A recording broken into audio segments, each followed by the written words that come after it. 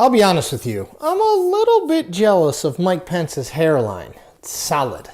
If an alien landed on Earth, say, on January 15th, he, she, or it, I don't know, could be forgiven if they assumed that Mike Pence was actually the President of the United States. After all, Pence spent the final weeks of Donald Trump's presidency effectively functioning as the commander-in-chief, while the actual commander-in-chief retreated more and more into his own conspiracy theory cocoon. Hell, remember, it was Mike Pence, not Donald Trump, who was on the dais on the west front of the U.S. Capitol on January 20th as Joe Biden was sworn in as the 46th President of the United States. Sidebar, Trump had absconded to Mar-a-Lago earlier on Inauguration Day, becoming the first president since Andrew Johnson not to attend the inauguration of his successor. Now, it's uniquely possible that those last few weeks of the Trump presidency are going to be as good as it ever gets for Pence. And by that I mean that his role as the sort of de facto president, after the real one decided he was no longer interested in the job, will be the height of a political career that once seemed to have so much promise. Now, let's start from the beginning-ish on Pence. All right, so he stakes his political future on Trump when he agrees to be the billionaire businessman second in command in 2016. Now, at the time, Pence was facing a surprisingly serious re-election challenge as governor, although he was still favored to win that race. But he clearly saw a shortcut to the top of the Republican pile if Trump happened to win.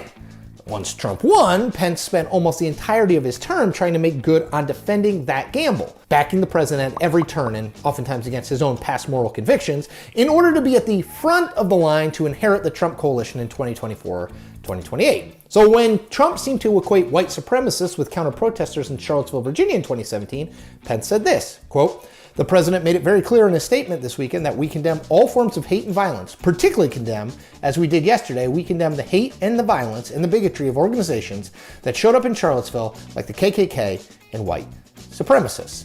And when Trump claimed, with zero evidence, that mail-in voting in 2020 was somehow rigging the election, Pence was right there to cheer him on. President Trump and I are fighting every day in courthouses to prevent Joe Biden and Kamala Harris from changing the rules and creating this universal mail-in voting that will create a massive opportunity for voter fraud, said Mike Pence in October 2020.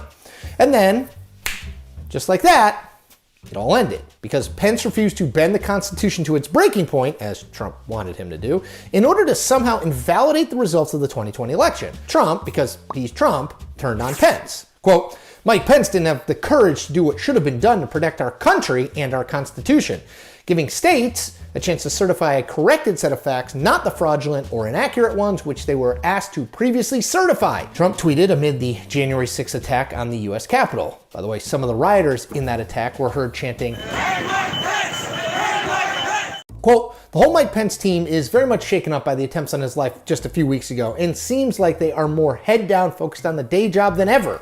Long one of his tactics for surviving the last 4 years. So future talks kind of froze up after January 6th. That's Tom LoBianco, who wrote a book called Piety and Power, Mike Pence and the Taking of the White House, in a conversation with me just ahead of Inauguration Day. And LoBianco told me this too, that the Pences remain undecided on whether to stay in DC or fly back to Indiana in the coming months. Quote, "I was hearing Indiana, but now I've been hearing more that they stick around DC.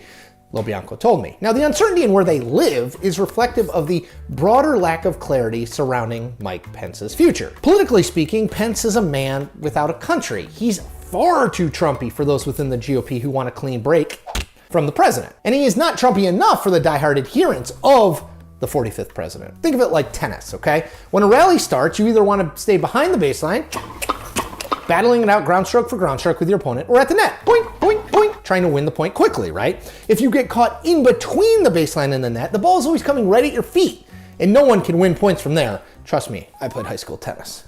Now, that no man's land is a very tough place to be politically, particularly as the Republican Party begins to turn to the fight for its future, which will focus on the 2024 nomination. If Pence wants to have a future in that Republican Party, and he undoubtedly does, it's going to take some fancy footwork, and soon. He has to find a way back into the good graces of either the Trump world or the party establishment. And honestly, I'm not at all sure how he'd go about doing either one. Look, Pence's big gamble failed. He bet on a guy in Trump who views loyalty as a one-way street, among many other character flaws. And in so doing, Mike Pence alienated himself from a lot of his former allies. So he is now almost certainly done in national politics, caught up in another victim of Donald Trump's political poison. And that is the point. We make New Point episodes every Tuesday and Thursday. Check them all out.